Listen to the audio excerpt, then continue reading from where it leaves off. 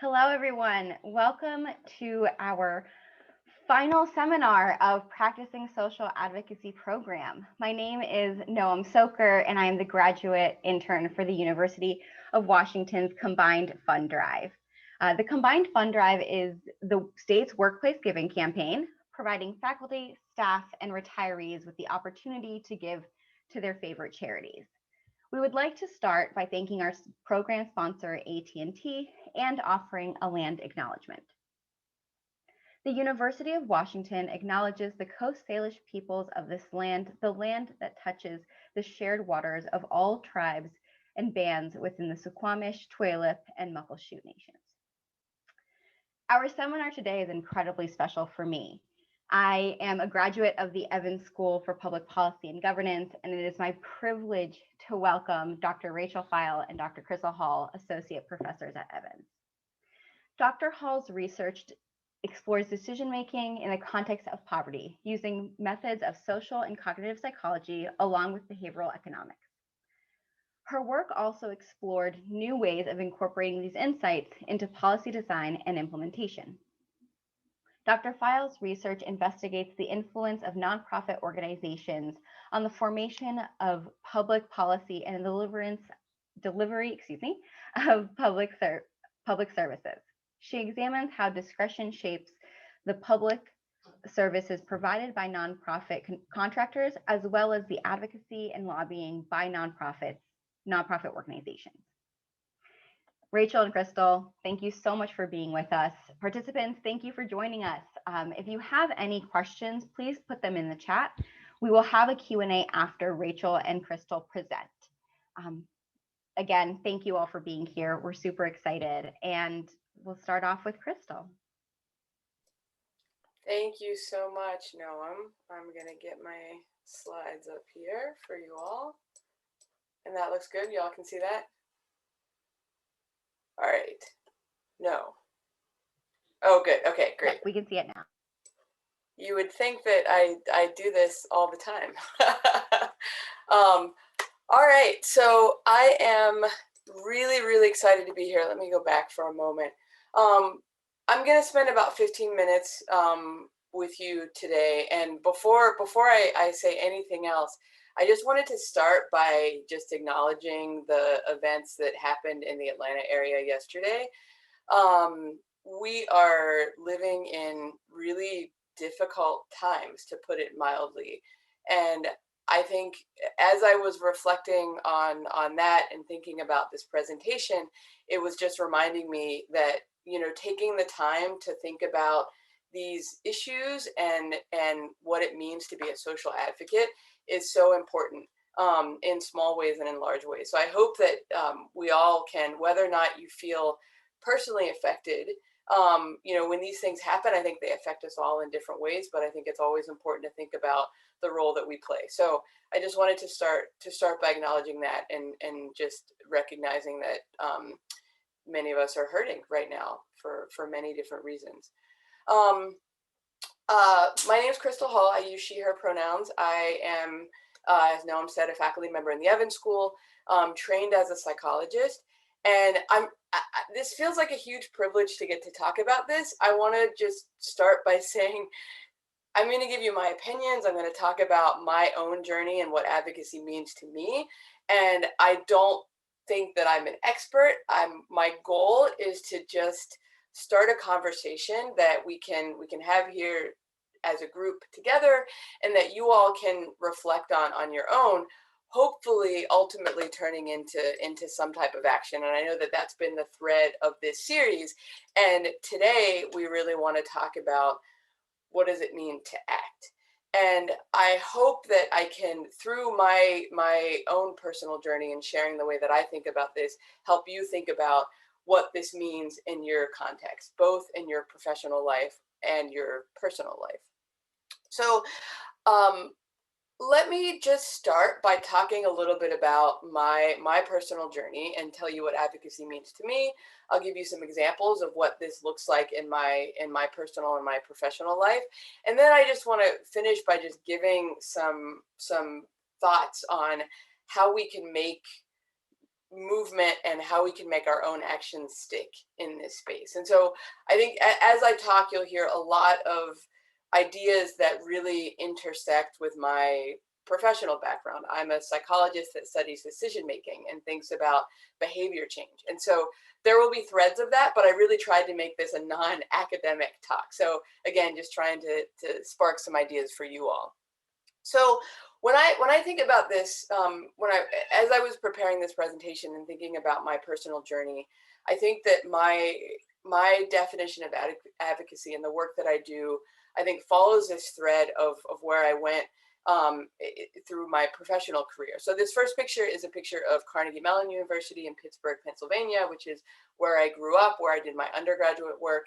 And I actually started out as a physics major and then moved away from that when realizing that I didn't really, while I loved physics and I really liked the science, I realized that it was far away from where I saw myself in the world more broadly. And I ended up doing work in public policy and decision science, which is actually what I ended up coming back to. But really thinking about, you know, what do you study if you're interested in social justice issues, but you're also kind of a nerd like I was and still am. And so got really interested in a lot of the, you know, the research aspects of that. And so then I went to graduate school. I went to Princeton University, studied psychology, and really started stepping away from where I thought that I wanted to go. I was in a very traditional department and learned a lot of great skills for being a researcher, but felt like I was getting a little further away from where I wanted to be. And so when I eventually was thinking about jobs, I was really ready to completely step away from academia because I wasn't sure if there was a place to do the type of work that I wanted to do. Fortunately, I found the University of Washington. I found the Evans School. For a social psychologist, this was not a very traditional path. It's becoming more common. And I was really privileged to be able to come to a place like this where I did feel like a lot of my personal goals and things that I wanted to advocate on a personal level could be interwoven with my professional work. And there's a lot of privilege that comes along with this, and this is something that as I continue to move forward in my career, I think it continues to be really important to acknowledge that privilege, because I think finding the places where we all have privilege comes from different places, I think really can help us identify the best ways that we can be an advocate. And so I just want to give you a few examples of, for me right now, what does advocacy mean? So what is that? What do I do to be an advocate? Because I think we can think a lot about formal advocacy, right? I think we can think a lot about what it means to write letters to your elected officials.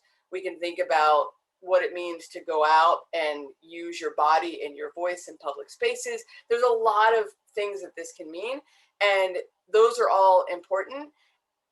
And I want to give you just some ideas of what that has meant for me, which has meant acknowledging my own privilege, as I said, and really finding the institutions and the communities that share my values and using the skills that I have in those spaces to support those organizations.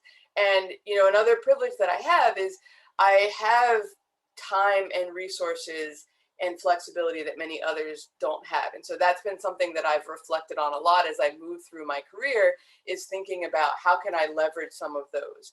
And so, you know, I think broadly, this is about where do we want to see social change. And as someone who a large part of what I do is in education, I think it's important to think about the role that I play there. It's about how can you help individuals and groups engage in problem-solving processes, and then how can you empower those by using the bandwidth and the privilege that we have in other spaces. So just to give a few examples of work that I've done, 2 boards that I've sat on, the Washington Bus and the Prosperity Agenda. The Washington Bus is a great organization. There are counterparts in other states that is about engaging younger folks in our democratic processes. And I think, to me, this organization is so important because I think that the way that we create larger change in our political systems, I think starts from the ground up. And I think the Washington Bus does really important work there. And the expertise that I have when I served on this board really allowed me to take a lot of the skills that I use in my professional context and try to apply them in this work as well. So that's been one that's really important to me. Right now, I also sit on the, I was not on the Washington Bus Board anymore. Now I'm on the board of an organization called the Prosperity Agenda, which is really seeking to change the narratives around poverty and inequality and how we fix the systems that are attempting to address poverty and inequality. And again, this ties very directly to my research interests, and this has been a space where I have felt like I can bring my own skills. So again, not traditional advocacy in the way that we might think of it, but something that, given my professional life and my personal life, places where I feel like I've been able to engage. I also wanted to put in a plug for Seattle Works. If you're not familiar, Seattle Works is a great organization that can help you find ways to engage, and a great community for just learning about, what does it mean to be on a board, and what are ways that you can volunteer your time. Advocacy doesn't always have to be about money. It's great to think about if you have the privilege of being able to think about how you spend your money or donating money. That's great. There's a lot of other ways that you can engage. So just want to throw that out there as well. I also feel really privileged that in my professional life, I have the ability to think about the intellectual communities that I engage in. And so again, for the type of research that I do, studying decision making, being interested in this intersection between psychology and public policy, there are some great organizations that have helped to shape my thinking about my research and my teaching. And it is a true privilege to get to do that. And as a faculty member, I do have some amount of discretion in the type of work that I do and the type of questions that I engage in. And these are some of the organizations that have helped me, again, take my own skills and try to engage in these professional communities that share many of the same values. And I want to acknowledge that we don't all have the ability to directly engage in advocacy through our work. There are limitations to the way that we do that, right? As a University of Washington employee, a lot of the work that I do has to happen in my personal capacity. So I want to be clear about that.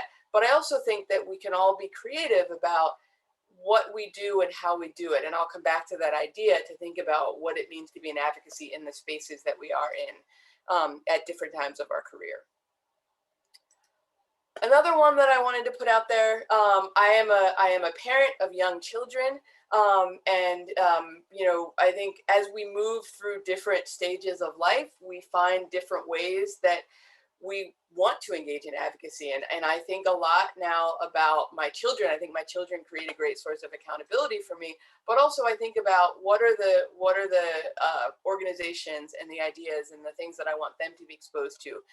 Look, Listen, and Learn, many of you may not be familiar with it, especially if you don't have young children, is a great local public access TV show.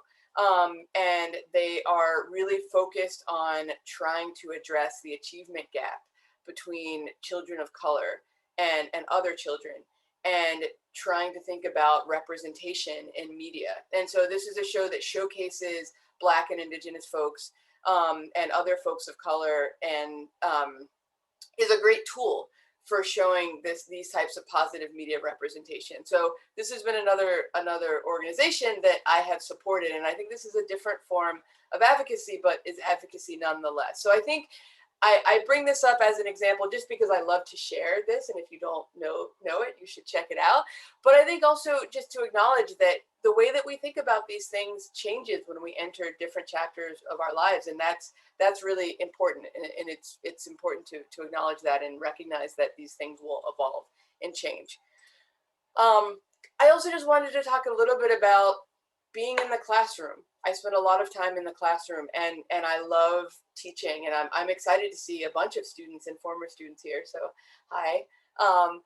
I think it's important that we think about, those of us that do teach, to think about what we teach and how we teach it and the discretion that we have there. So in terms of what I teach, I'm constantly forcing myself to rethink, who are the scholars that I cite? How do I bring in non-traditional sources of information and knowing and other underrepresented voices?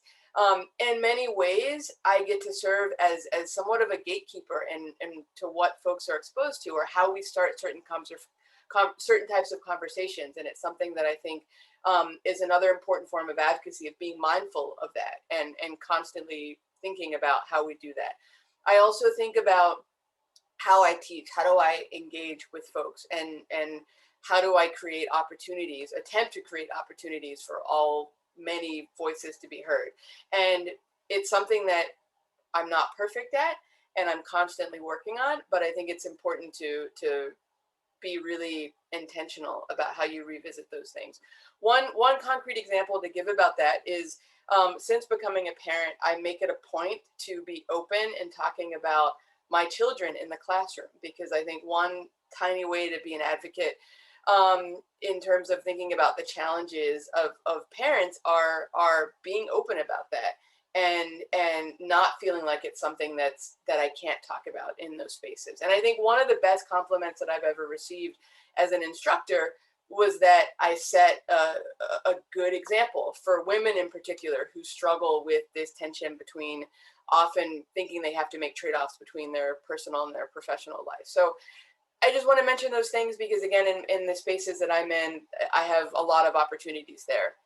And so, for me, my advocacy is really directly tied to my personal identity and my identity as a scholar. I'm someone that does research to build evidence and evidence in pursuit of understanding and trying to address big social problems. And I try to find ways to do that in all aspects of my professional life. And it's a huge privilege for me to get to do that. Before I wrap up, I just wanted to say a couple things, just on some ideas on ways to take action in these spaces. And really thinking about, how do we build sustainable long-term habits in these spaces? And the first thing is just to assess, what are your passions? What are your skill sets? What do you care about? And where do you want to prioritize your efforts? A part of that to me is also just auditing, what are your spheres of influence, doing your homework. Who do you read? Who do you talk to, right? And being mindful about how you can create a diverse representation of the influences that you are exposing yourself to. Create so I wanted to also mention, there's a great article in The Nation that came out last week that talked about anti-racism and what it means to be anti-racism, to pursue anti-racism with your children versus with your whole family.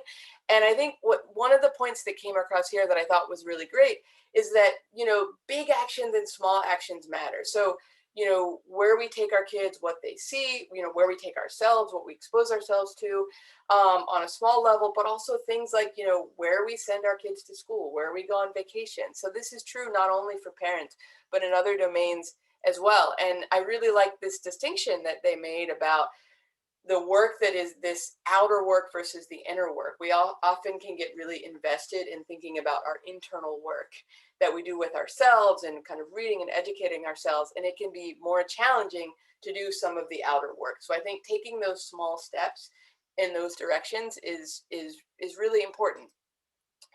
Creating accountability is another thing. So whether that's the accountability that comes from your personal life or your professional life, thinking about what accountability means for you and the role that that can play in creating sustainable change and in changing our habits around these spaces. So again, this can be really small. This can be about, trying to order less on Amazon, which I'm constantly trying to do, and thinking about the environmental impacts of how we spend and how we engage in those types of systems. So really thinking deeply about what accountability means. The other thing that I always feel like I have to say, and I say this a lot when I'm engaging with students and advisees, but I think we can't say this enough, is just finding ways to take care of yourself first. It can be so easy to spread ourselves too thin. And I know it sometimes sounds like a cliche, but it's very hard to engage in sustained efforts in these spaces when we don't take care of ourselves first. So those of you that know me know that I exercise a lot. This is the way that I take care of myself. This is where I find my own space, and I think it's better for everyone when I can do that. So just recognizing and being honest with yourself about what you need. And then finally, just get started, create a routine, reassess yourself often, and be open to discussion, be open to correction, knowing that you're not going to do things right all the time. I think it's really important when we think about wanting to stop the habits that feel like bad habits, you know, taking small steps, focusing on the cues and the triggers that lead to habits that we want to avoid, and focus on one thing at a time. And when we want to develop these good habits is identifying them, you know, surrounding ourselves with positive people that will create accountability and trying to develop a routine. So again, these are some of my thoughts. I hope that this can spark some introspection for you. I think that it takes a lot of courage and passion to create change in many spaces. And I feel privileged that I get to do a lot of this in my professional life, and privileged that I got to share just a little bit about my journey and perspectives with all of you. So thank you, and looking forward to the discussion. Thank you so much, Crystal, for sharing. Right, this whole program was a process. This whole, and it's not over today. It is about identifying, assessing, acting, constantly going through that process. And to share a little bit more about her own process, I invite Rachel Fyall to share her journey. Hello. All right, I am going to share my screen, and I'm going to take the extra moment to try to get the Zoom view the way I like it, which is somehow, even a year later, really hard to do. It's not going to let me do it, is it? Anyway, all right. Well, I can see some of you. I can see Crystal and Noam, so that works. All right. My name is Rachel Fyall. I use she, her pronouns. I am also on faculty at the Evans School and thrilled to be here. Also delighted to see familiar names and hopefully faces when we get to discussion in the room. And really excited to talk about advocacy, which is one of my favorite things to talk about. But I'm going to start by outing myself in that I don't really identify as an advocate. Like, that's when I think of like, what does that mean? That word, I talk about it a lot, I think about it, and sometimes I know I am based on my own definitions, but just the way I think about myself, I rarely say like, oh, I'm an advocate. I do think of myself as a change maker or a person interested in making change. And, because this is something you'll hear about in a moment that I think about and study, I'm gonna do a little more of the nerding out about advocacy also while I tell you about my own experiences. But there's a lot of, I think there's a lot of words and concepts in this space that sometimes get in the way of people really engaging. And so I would encourage you to, don't, something like we'll talk about in my class that I teach on advocacy is that like lobbying feels like a dirty word, but like citizen engagement feels so positive. And like, why is that? Like, all of this is about trying to make policy and our society work better. And so I would encourage you to kind of adopt whatever words you want and don't let that get in the way of the actions, because really it's about action. So I'll also give you a little bit of my, what I consider my nonprofit advocacy bio. And I like to start in high school. I was the co-president of the Niskayuna is my town that I grew up in, Niskayuna Inter-Community Service Club, which is just like like a community service do-gooder type thing. And I will fully admit and embrace that at that time and for some time after, I had a very naive but positive association with volunteering and helping and nonprofits and wanting to do good. I think very much in the sort of white savior variety, you know, feeling like I'm from a privileged place and there's poverty and I should help. We'll talk about how, you know, I obviously see the world in a more complex way going forward, but I've also always had this affinity for wanting to participate in my community, and used to see that very much in a way with kind of a charity lens. As I, you know, so I volunteered, I was involved in the YMCA, it's a summer camp I went to and volunteered at forever, did some sort of volunteering cultural exchange related travel with them. And again, really felt strongly about the mission of helping, but not always at ease with kind of what is the best way to help. Wouldn't say I've totally resolved it. I went and got my MPA focused on nonprofit management, feeling like, yeah, nonprofits, they're really good.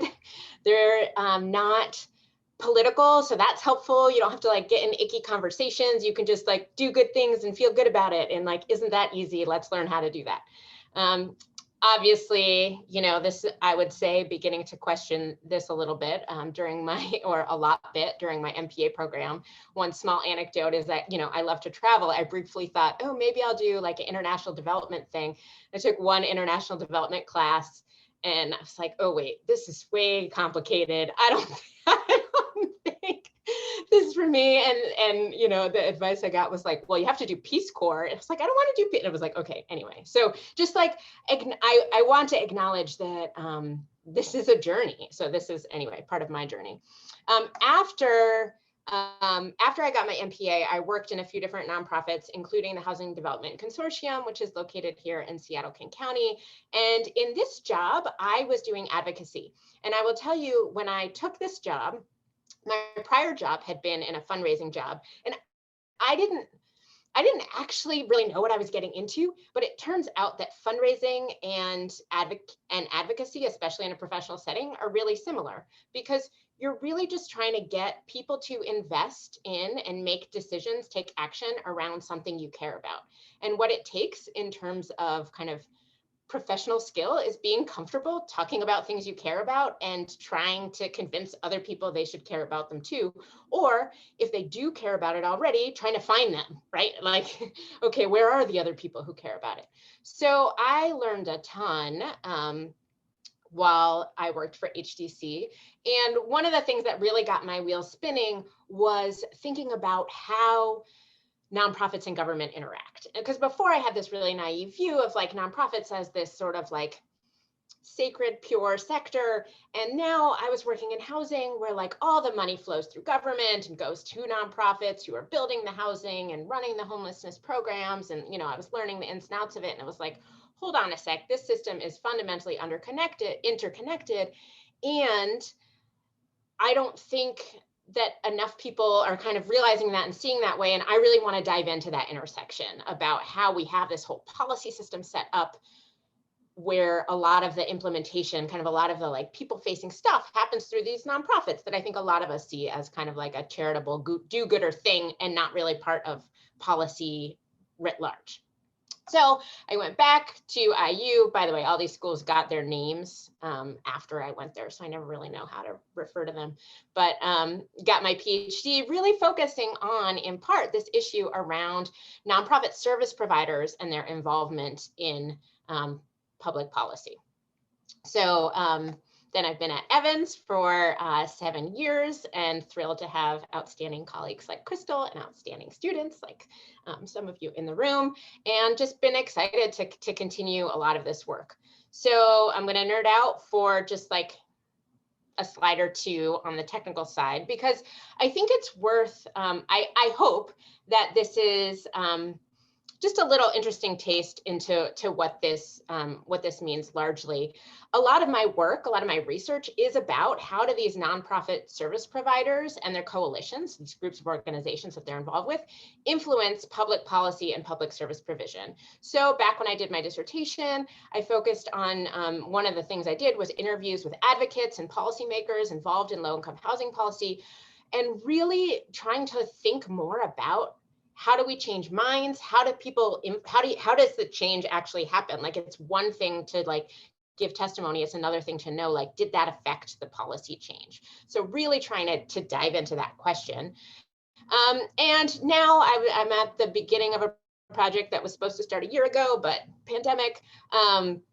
How can we better understand advocacy and its effect? So I'm really interested in trying to better measure and evaluate advocacy.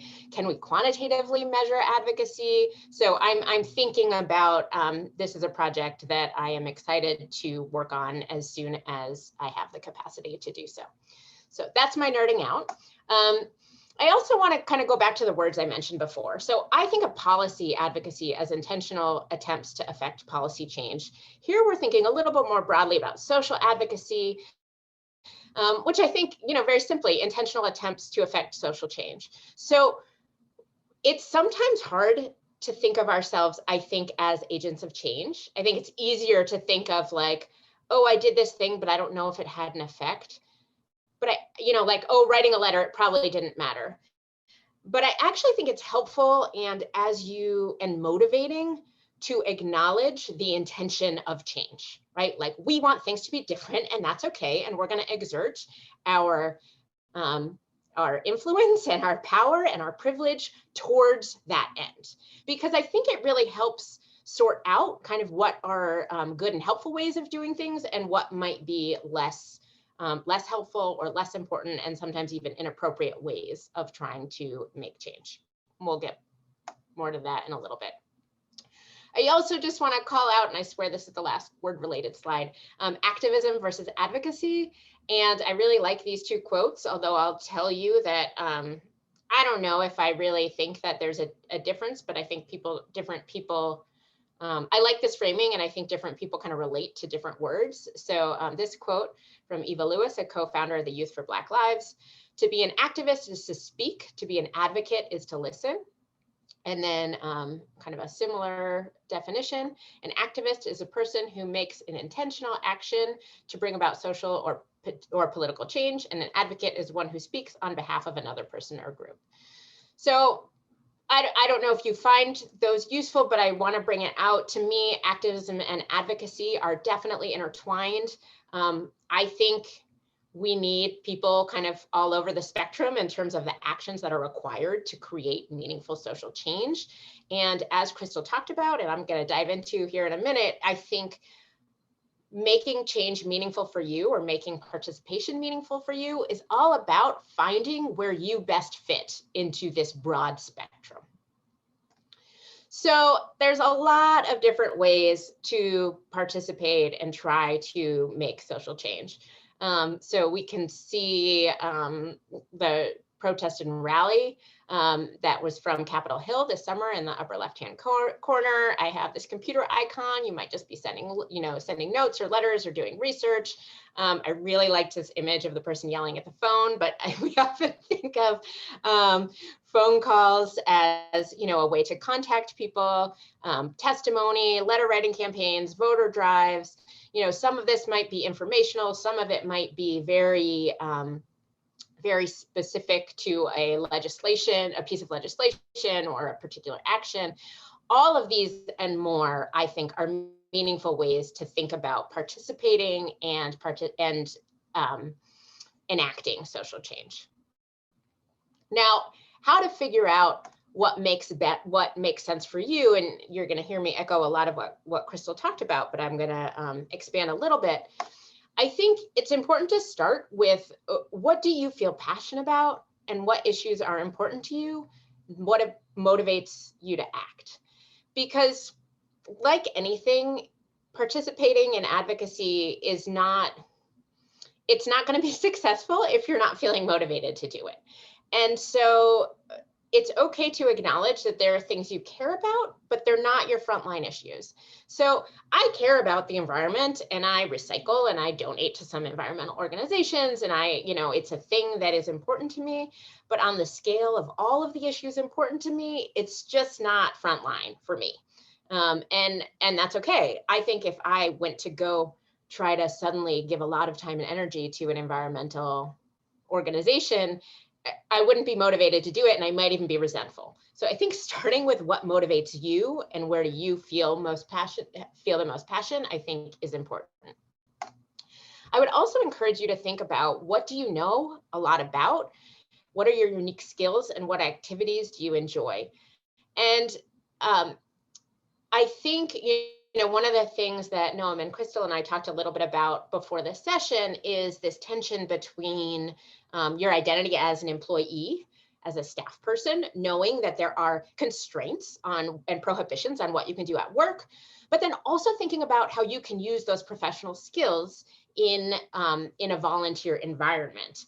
And I think so just to be clear, as a public employee, any public employee, you cannot use any of your work time or resources like your computer, that kind of thing, to participate in political action. It's not, or a specific political action. We can get into the specifics later if you want to.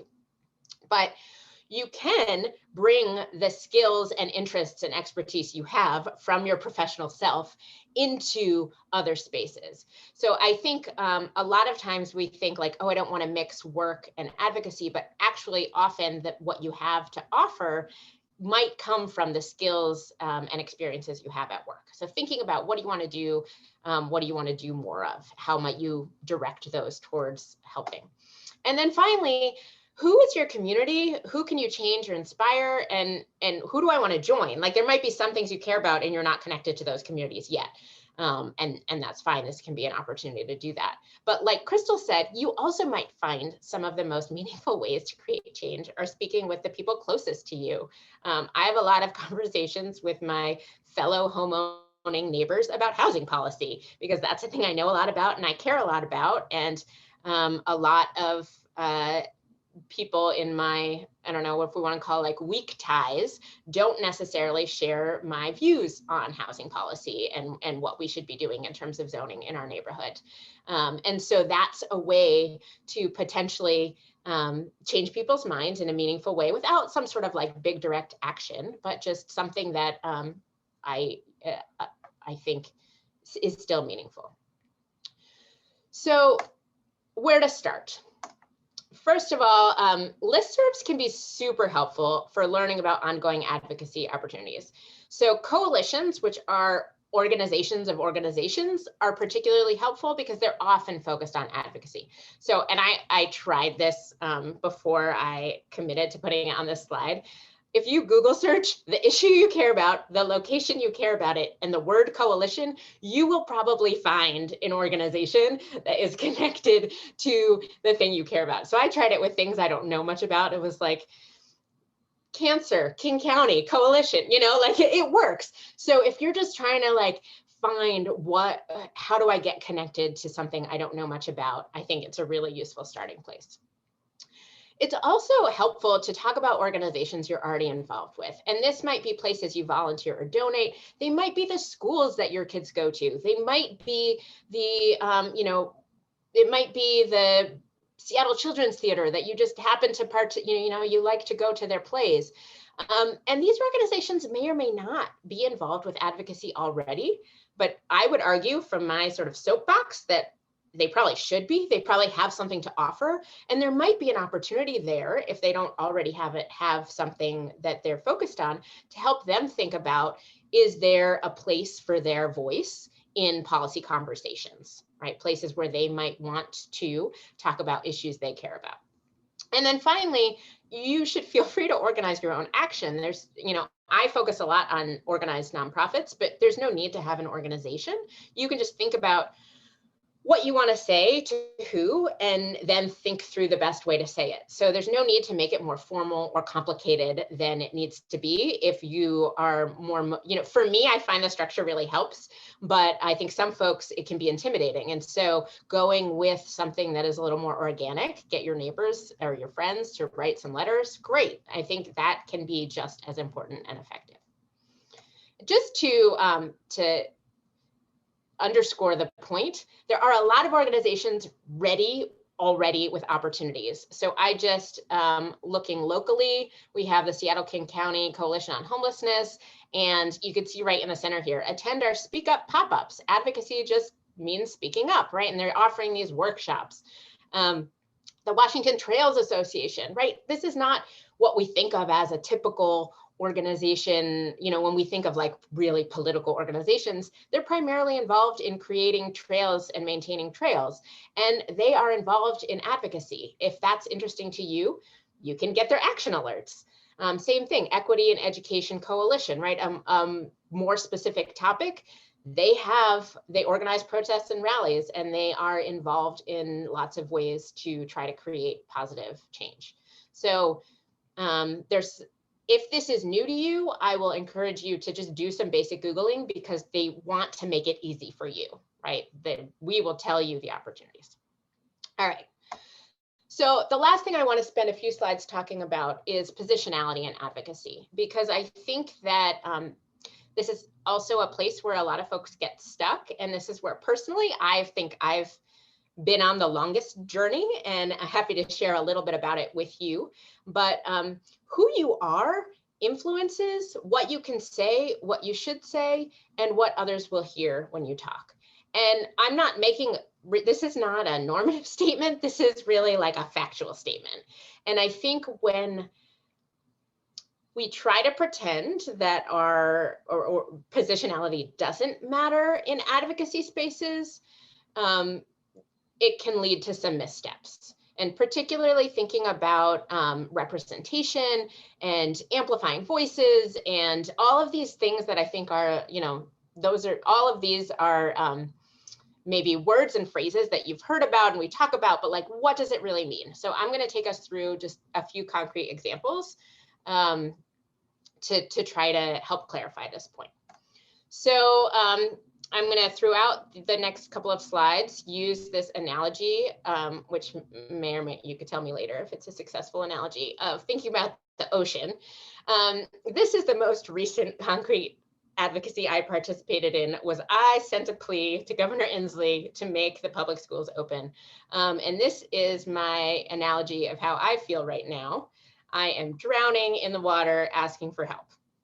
So I have a 7-year-old somewhere in the other room occupying herself, watching too many screens, hopefully getting onto her class at time. And I have, over the past months, my sort of inner aggravation has grown about the fact that the rest of the country is able to open schools for their youngest learners, and we hadn't done that yet here in Seattle in the public schools. And I feel strongly about participating in public schools. Anyway, this is all pretty personal. I'm sure some of you disagree with my statements, but or they're not your statements. But anyway, I sent an email to Governor Inslee on Tuesday, and it was basically like, I am a working parent. I'm married to a working parent who goes into work sometimes. Like, we can't do this anymore. We need, you need to open the schools.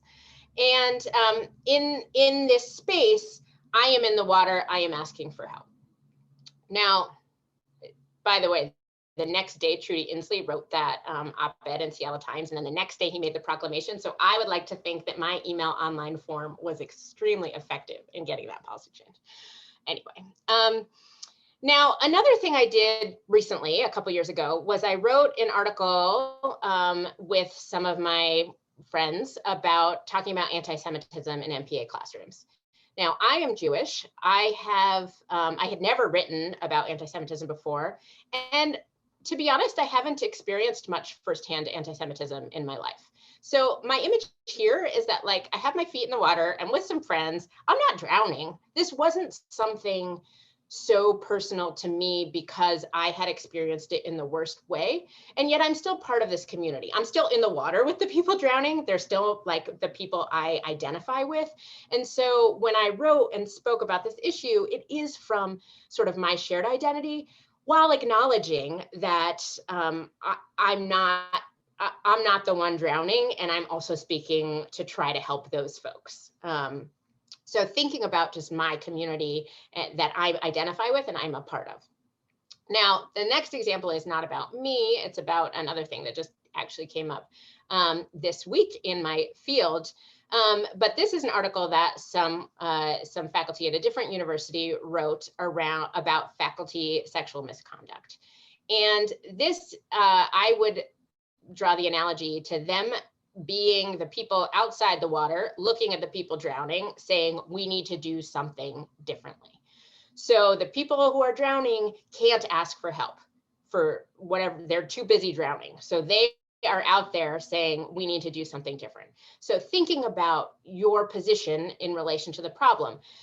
This, I think, is a very useful and important way to speak out and try to change minds, is by helping amplify or inform for an issue when there are when the most affected can't participate for whatever reason, or maybe can't get into a certain room that you can get into. And then there's some, another thing I've done a lot is kind of expert testimony related to homelessness. Obviously, that's not a picture of me, but I've been in that seat, so to speak. And in this role, I'm trying to show my icon as a person like showing a chart of a picture of the ocean, right? Like there are this many drownings and we should do something about it. And I think it's, you know, when I participate in talking to legislators or other people about housing and homelessness, I'm pretty privileged in that I haven't personally experienced housing insecurity or homelessness. I still have an important voice on these issues, but it comes from a different place. And what I share is influenced by my position. And I always am sure to acknowledge that. And my expertise is different from the lived expertise of someone whose testimony is also important. So thinking about like, what am I bringing to this conversation, and then staying in my lane, right? Like, I'm not going to speak for knowing what that experience is like. I might read some quotes from folks I've talked to, or I might help encourage them to talk to people or try to invite people with lived experience to whatever event it is. But that's thinking carefully about like, what is my role there? And then finally, this example of protests and rallies and standing in solidarity. And I couldn't find the perfect picture. I wanted some people in the water, some people out of the water, just like being part of the movement. And that, I think, is another, sometimes just being there is, you know, is an important part, regardless of who you are. You're just a number, and that's okay. So I think that's all. Yeah, so I'm going to stop my share and looking forward to your questions. Thank you so much, Rachel. I really appreciate that, you know, both you and Crystal are encouraging all of us to think about what matters to us and then how do we want to get involved. We are going to go ahead and move into our Q&A. If you have any questions, please feel free to put them in the chat. I'm going to welcome Jolyn Mason, the UW-CFD campaign manager, who will facilitate our Q&A. Thank you, Noam. Thank you, Dr. Hall and Dr. Fyall. This was amazing. It was inspiring, and it really spoke to my heart. I think one of the big takeaways for me really was that it is a continuum and that it's intensely personal. I like that you both talked about kind of your evolution in your journey, like what you were looking at. Rachel, specifically getting kids back in school. I have a 16-year-old and a 12-year-old. Let me tell you, it's not much easier having them wandering around your house, especially because my older son like wakes up and just walks around in his t-shirt and underwear all the time. So he's always like, can I walk through the kitchen behind your camera? I'm like, but I really appreciate your candor and the thought you bring to this. If people had one takeaway today, like if they had one next thing they can do, what would you say it would be? Or if there was a first step for someone, what would you say is their first step or their first takeaway? Also, we would love to have your slide decks. We'd like to share those out if we could. I mean, I'm going to go back to just the Google issue location coalition. I love that. Isn't Google amazing? Like, what did we do before Google, right? Yeah, I think that's a great suggestion, Rachel. I think also just maybe even just think about like what is the skill that you have that you can give, because I think this is something that we both touched on. And there are nonprofits that if you've got technical skills around building a website or like helping with a budget or like whatever it is, like using spread, like there's always places for those skills. So just think about like what do you not only like what do you care about, but like concretely like what do you have to offer. Maybe you just have time, right? And it's like I just want to use my time and use my voice. So just thinking about like what exactly you have the capacity to give, I think is a good first step. Yeah, I think those are great. Those are great first steps. And what sorry, I'm trying to ask and trying to read at the same time. So somebody recommended the Speak Up pop-ups from Seattle King County Coalition on Homelessness. Yeah, I think that is a great recommendation. If you have a particular issue area, most nonprofits or issue areas have a lobbying day. So that's something that folks do. Welcome to you, Deb, Jesse. Welcome, Jesse. We're excited to have you. Welcome and thank you to, hold on, dude. I'm going to turn the remainder of question and answer over to Noam because it's lunchtime at my house and my pack is feral, but I just want to thank everyone so much for coming today. And to Rachel and Crystal, thank you so much for sharing your wit and your wisdom and bringing such bright, thoughtful light to a really complex topic. Thanks, Jolyn. Bianca, I see your hand is raised. Please go ahead and come on to ask. I really appreciate hearing all of the previous stories of how you got into advocacy. And so I come from an area that is pretty conservative, and I'm realizing that now. And being in Seattle, it's like a totally different area. And so I'm really wondering how, and I'd love to just hear stories about how your early advocacy story efforts were received if you were in an area that maybe it wasn't really commonly talked about, or any stories like that would be helpful and inspiring.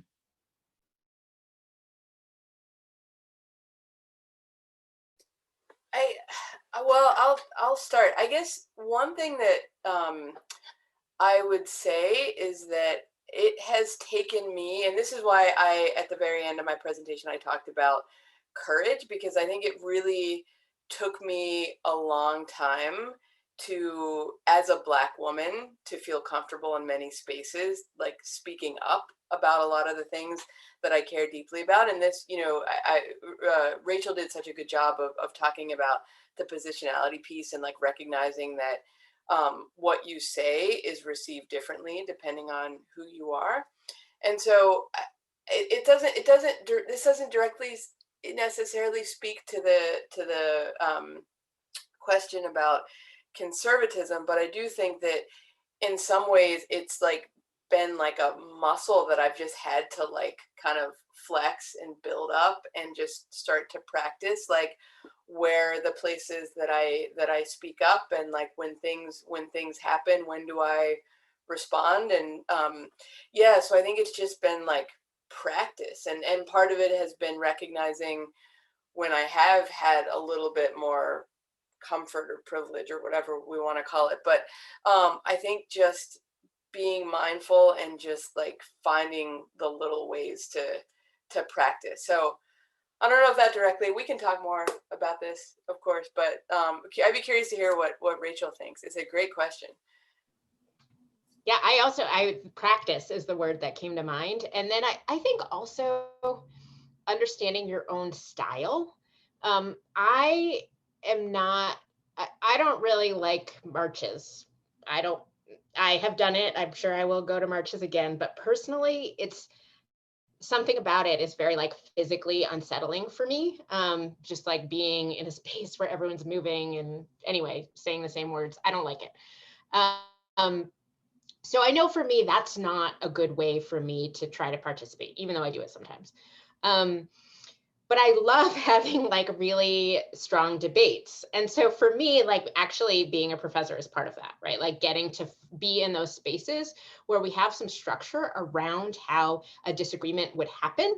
And it makes it, I think, a safer conversation than, because we have some ground rules in a sort of classroom setting.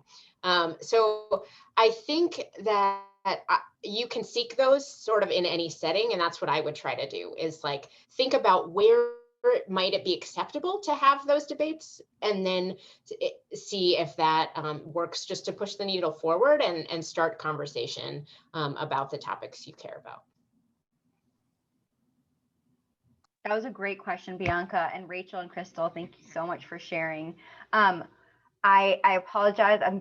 This is really great, and selfishly, I want to keep going. So I'm going to call on Elizabeth to ask her question, and then we'll go ahead and wrap up. Again, thank you all so much for being here, but I have a few words after Elizabeth asks her question. Thank you so much. And I also know how to reach Rachel and Crystal, so we can talk more if you want to keep your answers brief. I feel like within my like personal just kind of conversations these days, I advocate, I think, and speak up so often that my peers and family and friends and classmates even have started to tune me out as like, oh, there's Elizabeth, that like person always saying the same thing. And so maybe this is a question more around like ethics, and neither of you are ethics professors, but I'm wondering, like, should I change my messaging or be softer or try and like reach people in a different way? Or is it more important to kind of like stay on message and stay true to like what I believe in and like the thing I'm trying to advocate for in its most pure sense? And I was wondering, you can answer that in a personal way, what you would kind of do, or any guidance you have around that would be really interesting to hear.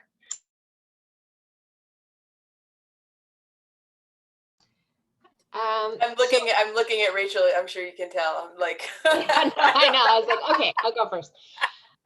I think it's really important to. Important is kind of the wrong word. I think it is both effective and ethical to treat people as people. And I don't mean to imply that you're not, but nobody hearing the same message over and over is like gonna receive that well, because we all want to believe that whatever ideas we have come from our own brains and our own learning. And I hope that we are learning people. I mean, there's many times I've changed my mind. I'm sure I'll change my mind many more times today, but acknowledging that what is going to be most effective is if the people you're trying to influence come to that realization themselves. And so that, you know, to agree with what you're thinking and being open to like, actually, maybe you don't have all the answers. And again, Elizabeth, we can talk about it later. I hope this doesn't come across as harsh, but I think, you know, the being on message is really important when you're like talking to a legislator, and you just want them to remember one thing, right? Like you say the same thing over and over because that's what you want them to remember. But when it comes down to individuals and individual people making choices, I think being willing to listen. What are their concerns? Why might they not agree with you? What are their experiences that seem counter to the points that you're trying to present is going to be kind of a more effective way to engage and come to a common understanding.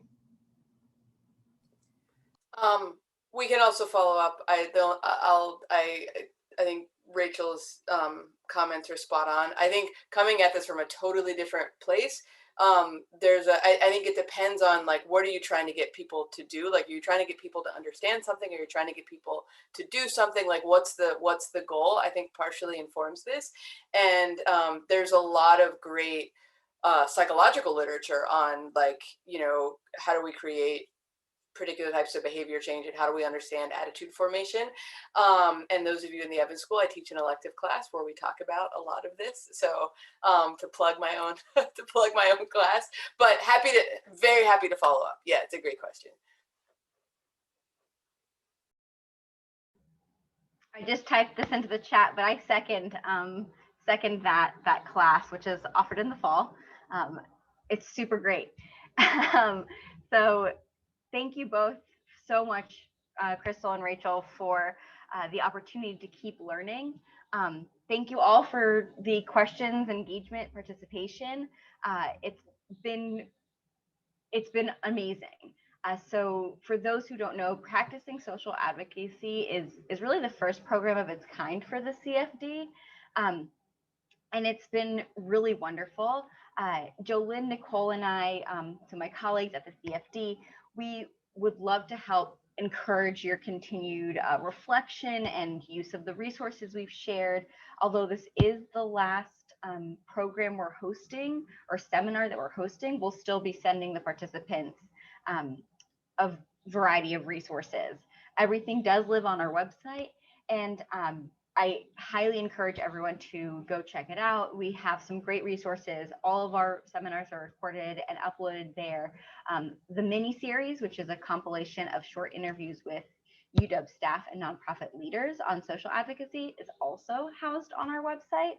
And I wanted to go back to something that Crystal said, especially in reflection of what happened in Atlanta.